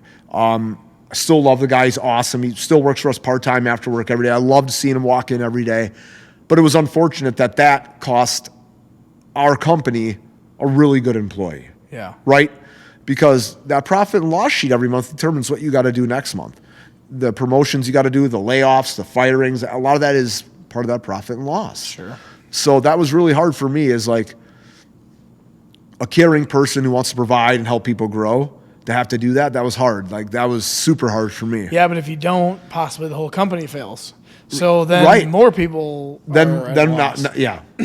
Well, so are you guys bouncing back then, I assume? Bouncing back good. The inventory system's good. A lot of ups and downs in breaking. It's not about one show or one weekend. It's about, the monthly. Sure. The monthly. Can we hit our goals this month? You got to keep a lot of people happy. You got to keep a lot of people motivated in that breaking chair, which can be hard. But what you're doing is fun. I want them to be engaged and caring. I want them to find their catchphrases and their favorite customers that they can use those customers to help find new customers and just keep growing every day. That's what's really hard. They are their own personalities. They really are. They are. And Loop does this organic growth thing. So tomorrow, if you don't know what Loop is or you've been on Loop, tomorrow it goes live for everybody and it's a marketplace. So tomorrow, tomorrow meaning, are you talking about? This is going to be. This is going to be coming out not this coming Monday, following. Or excuse me, Wednesday the 26th. Okay, so this is already out. It's already out. It's already out. So get on Loop right now. Download Loop the app through the Apple Store or the Google Play Store. Yep. And they have a marketplace. You want to see what Northland's about? Some of the cards they got. You can go on there, and there's going to be a marketplace now. You could buy. Yeah. So classified ads outside of the breaks, it's like an eBay. If you will, right? Okay. So now, like, as you know, we have a ton of downtowns, ton of kabooms, mangas, case hits. Unparalleled. I mean, we have more than anybody. I kind of want to come in and trade up on some of my cards to you. Yeah. So we have all that stuff on there now. So it debuted for the other shops on Loop. So we even had other shops reaching out to us like, hey, can we buy these from you? Can we buy these off the marketplace? What's your best offer? All that stuff, and that's awesome. Sure. So I think that we're bringing the big dog to the fight for this marketplace. And Loop said to us, we're relying on you guys with the volume you do and the amount of single cards you buy, the high end ones. We need you guys to be the driving force behind this thing. And may I? Yeah. Hold my beer. You know what I mean? Yeah. So we had Asher in the store working on that all day, getting cards uploaded. We put some on yesterday. And do you have like a backdrop now and all that? Like when you take your photo of them? So we use the black wall because a lot of the stuff is shiny. So we use the black wall with our Northland Break stand. Cool. So yeah, we're going to see how that goes. That debuts tomorrow. I'm hoping to get good feedback on that. Hopefully we sell everything. Now there's one card I want to ask if you still have this one in the store. Do you still have the Coolio card? We do. The Coolio, it's a 101. And it was what's cool about that Coolio card, it was supposed to be autographed. It's got the spot for the autograph, but they must not have been able to get him to autograph. If it's autographed, it's worth a good penny. Right, and it's graded, I think. I think it's graded through Beckett. I have no idea. Yeah. I just saw it in there one day when I was with Webb. I'm like, what the hell is this Coolio card Right, doing and we always here? joke around like, God, they must not have been able to find him that week to auto this thing. But and he's dead now. Yeah, it's very cool. It's Coolio. It's Coolio, bro. So I might stop in and purchase that one at the right price. I don't know. I was always a Coolio fan. That was my first tape I had. All right. When I was 7 years old, I had Coolio Gangster's Paradise album on cassette. Nice. So I just might have to come in and get that. But I saw if it's autographed, it was like $300 or $400. Yeah. Compared to I don't know what it is unautographed. Maybe like $80 or something. I don't know. Well, I'll come in and take a look at her maybe. What's cool is like, and I was telling my wife this because she's a little bit younger than I am. Maybe even younger than you. And I was like, man, we used to go buy because you could trade in cassettes and CDs, right? So we would like make the trade like 3 cassettes for a new one. You'd go home, throw that bad boy in, and do the high-speed dubbing where you tape it for your buddy. You remember that? Like the boom boxes that had like you could put a cassette on this side and you could put one on this side, the blank one. Yeah. It would do the high-speed dubbing. It sounded like the Chipmunks, like. Pull it out, give it to your boy. Like, here you go. Make the mixtape for your girl back in the day. Well, okay, so I never did that, but when I had a CD player that had the tape deck on it, and I could record CD to tape, but not vice versa. Yep. And then I would do that for the girls. Oh, yeah. Yeah. So when it was like 1999, 2000, we were all getting CD players, so it was just the gesture at that point because not many people had Walkmans anymore. You're right. I remember in high school, I was a Discman guy, man. I always had my Discman with me in high school. I always had the Discman. If I had to bust it out, I wasn't afraid to bust it out. Anti-skip? Oh, yeah, anti-skip, eating batteries. Better. Dude, your backpack was so heavy from carrying double A's. Like, if you had that anti-skip, dude, oh, man. Ate it up. It ate it up, dude. I forgot that's right. They had batteries on They had batteries. It wasn't plug in and your battery's good for 18 hours. Oh, think if they had a Discman now, like, just for the nostalgia of that you could, like, plug in, like, with a C-port and charge it. It'd be sick. Dude, I'd be out there rocking the Discman. With your Jinko jeans on. Oh, cutoff jeans. Cutoff jeans. Yeah, with Not tall Jinkos. socks. Gosh. Oh, yeah. Well, Ty, as we're starting to wind down here, I got one question because I feel like your low is we kind of talked about some lows in the business world, but what is a high for you, just in general, of all the businesses that you've done and you still have? What is what's a high that kind of stands out, or maybe it's a couple multiple highs that just like, man, that was a rewarding time, or that just someone learned something from me, and that just wow, that was great. So the high point in Styx Concrete for me, like achievement-wise, is when the Mason jar burned down. Okay, that bar on 3rd Street, that burned down. Remember, they were going to tear it down. Yes. The city reached out to me and they said, listen, you're the last-ditch effort here. Either we're tearing it down or you're going to help this owner rehab this thing. Well, I mean, the brick walls were caving in a 4-story building. It was a hazard. It was, you couldn't get near the thing. Yep. So we came in, I looked at it, and I'm like, I'm going to do this. We had to dig down like 6 feet below like the original footing. So the Chachi's wall was like caving in as we were working. New footings, erect steel inside of it. I mean, brace up. All the brick walls were braced up. We had, bracing up 3 stories on this thing. And we rebuilt it, and now it's like the day shelter for homeless adults. And it looks really nice there. Yeah, and that for me, because that was like a 150-year-old building in Winona, and I came in and like when no one else wanted to do it, I didn't really want to do it. I had some hesitations, but I'm like, you know what? This will either make or break me, and whatever. If it breaks me, I'll rebuild myself. And I came in and I did it. I hired my uncle and my 2 cousins were welders. They came down. They took their time off. They came down, lived with me, did all the welding on the steel beams. They're union welders. We hired a lot of good people, and it turned out really good. And, all those nails that we were picking up from that burned building, I buckets of them, old nails from the 1800s. Yeah. I saved them. When I built my house, I put the nails from that building in all the doorways. Oh, cool. So once we got it all built, I went back around and I put all those old nails in there. Just piece of me and what I did to help build that house now. And a piece of Winona. Right. That's cool. No one else gives 2 shits about that. And the next guy doesn't give a shit about that. But I do. Yep. Right? It gives me that motivation or that little smile as I walk through the house. That's awesome. So, yeah, for Styx Concrete, it was that. For Loop, I think it was probably bringing the group of guys together that I brought together, right? Brought Wevins from Spokane Valley. Diddy got his first real job with me. Just bringing this like group of guys together. And me, I have this concrete mentality, right? You bring that mentality to cards, you're going to eat your competition alive. Yeah. We don't go home when we're tired. We don't go home when we're hungry. We don't go home when we're sunburned. We go home when we're done. Bring that to cards. People in cards don't have that mentality. Probably not. And the fact that I kind of rubbed off maybe or sprinkled a little of that mentality on those guys, it makes me really proud there. That's awesome. Yeah. Well, Ty, I want to thank you for coming on in, taking the time out of your day, and spending some time with the Brews Cruise Podcast. You've actually had me on Loop last March with, I think it was Teach. I got to just talk a little bit while he was breaking. Yeah. So that was one of my first, getting a little bit. And now some of the guys, when I when I log in, they're like, oh, Brews, what's up? We watch you. And now they're probably going to watch this podcast for sure since they know who you are too. But very cool. I want to thank you for coming on in.